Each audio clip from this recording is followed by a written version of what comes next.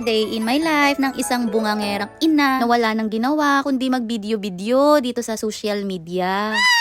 Finally, masishare ko na rin sa inyo ang bathroom upgrade na katas ng pag-affiliate. Yes po, opo, sa kaka-video-video ko, napa-upgrade na rin sa wakas ang ilang dekadang banyo na ito. Actually, napasimentohan na talaga namin yung sahig niyan at napalitan na ng inidoro. Pininturahan ko na rin yung dingding, pero dahil sa napakadumi nga ng tubig dito sa Etiva, mapapagod ka na lang talaga kakalinis. Tingnan nyo naman ang dilaw-dilaw. Baka prime water yan. Opo, dugyot talaga. Hindi ko kayo masisisi kung i-bash nyo tong dating banyo namin. Madami kaming dahilan kung bakit hindi pa namin to maparenovate. At kung bakit ngayon lang. Unang-una na dyan na sobrang hirap makahanap ng manggagawa na matino gumawa. At syempre, yung budget. Before kasi ang budget ko lang talaga is pasimentohan yung sahig at palitan yung inidoro. At dahil sobrang nga tayo nagsipag sa pagbibideo-video, eto, ay, naparenovate na rin sa wakas. Etong si kuya na gumagawa ng banyo namin ngayon is nakilala ko lang dahil nagpapagawa ng bahay, yung katabing bahay namin. Gandang-ganda kasi ako sa ginawa nila sa katabing bahay namin. Kaya talagang kinontrata ko siya. Sabi ko, kuya, pagtapos mo dyan, dito ka naman sa amin. Ganun.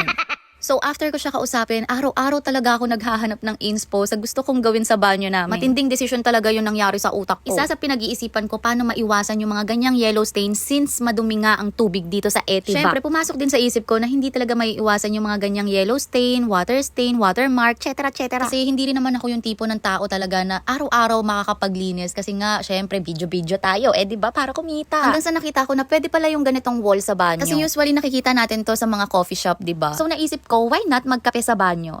What? Industrial wall pala ang tawag dito. Tapos ayun, nag-search ako about dito. Ang dami na rin kasi nagtatanong kung tiles ba tong wall namin or paano ginawa. Kasi gandang-ganda talaga sila, parang ang yayamanin daw ng banyo namin. So eto na, finally, sa wakas masasagot ko na kayong lahat. Madaming way kung paano gawin yung ganitong industrial wall, pero eto yung pinaka-easiest way na nakita ko. Bale, ang ginawa dito sa wall ay pinalitadahan lang, pero sasabihin nyo is smooth finish. And after matuyo, pipinturahan naman siya ng acrylic emulsion. Yung boys din yung pinili ko. Sa hardware ko lang siya binili. 2 to 3 coats. Kaya kung mapapansin nyo, makintab siya dahil yan sa acrylic emulsion. And yung acrylic emulsion is waterproof. Since banyo nga to, laging nababasa, i-make sure nyo na lahat ng sulok ng wall nyo mapinturahan nyo ng acrylic emulsion. Si kuyang gumagawa, hindi talaga alam yung ganitong proseso. First time lang din niya talaga. Nung una, doubt talaga siyang gawin to. Parang hindi niya pa magets yung gusto kong gawin dito sa wall. Muntik pa nga siya magkamali dito kasi nira finish niya kasi iba yung akala niyang gagawin. Buti na lang naabutan ko at naihabol. Kailangan kasi dito sa process na to is smooth finish talaga. Feeling ko nga parang naiinis na sa akin si kuya. Nung pininturahan na nila yung wall ng acrylic emulsion, grabe, na-amaze talaga sila. Tuwang-tuwa sila sa kinalabasan tapos gusto rin nilang gayahin. Feeling ko nga mas tipid to kaysa ipatiles yung wall at saka low maintenance. Kasi hindi dumihin yung wall at kung madumihan, hindi halata. Yung nakikita yung pache-pache, huwag kayo mag-alala, design yan. Kung hindi man ganun ka-perfect yung gawin sa wall nyo, okay lang, nagsuserve siya as design. So far, ilang buwan na siya, never kong nilinis yung wall kasi never nagkaroon ng yellow stain katulad sa dati naming banyo. Feeling ko dahil sa acrylic emulsion. Hala, hindi ko napansin. Ang haba na pala ng video na ito. So last na to, ang dami na rin nagtatanong kung magkano ang inabot dito sa pagpapagawa ko. Feeling ko sa part 2 na lang kasama ng mga pinagbibili kong gamit online. Kaya follow nyo ako for more updates.